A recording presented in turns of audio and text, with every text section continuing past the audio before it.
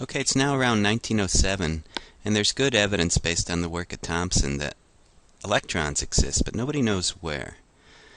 Ernest Rutherford came up with what became known as the gold foil experiment. We're going to describe that and show how it led to a deeper understanding of the atom. This is Screencast 4.4.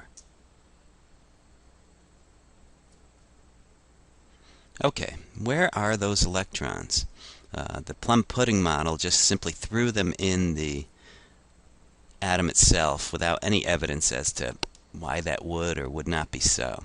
Rutherford came up with an experiment that was designed to show how atoms are structured.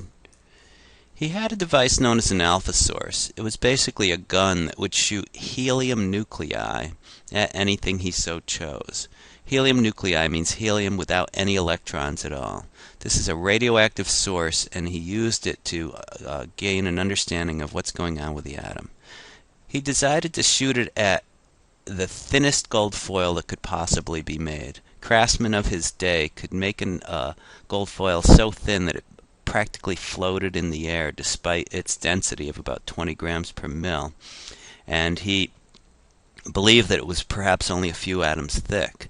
That being the case, these very tiny atomic-sized, in fact small atom-sized particles might go right through it.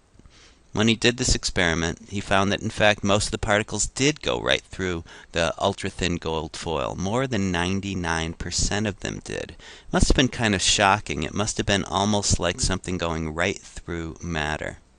His conclusion was that most of these things are going through. There must be, the plum pudding model must not be valid. In fact, there must be just tiny, tiny little dots kicking around with a lot of space in between. So, he suggested those tiny dots were in fact the nuclei, and the electrons are existing outside of the nucleus. He believes that the atom is mostly space, and there seems to be ample evidence for that since more than 99% of these are shooting through.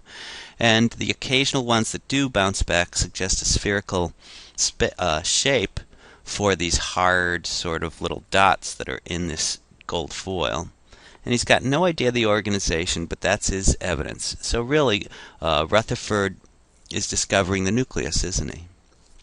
And so our symbol for him will be this Jimmy Neutron model, because now you've got the atom consisting of two things, a nucleus and electrons around it.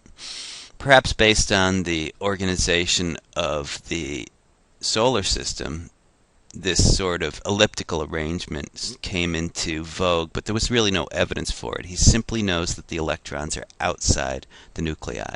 This is Rutherford and his gold foil experiment, Screencast 4.4.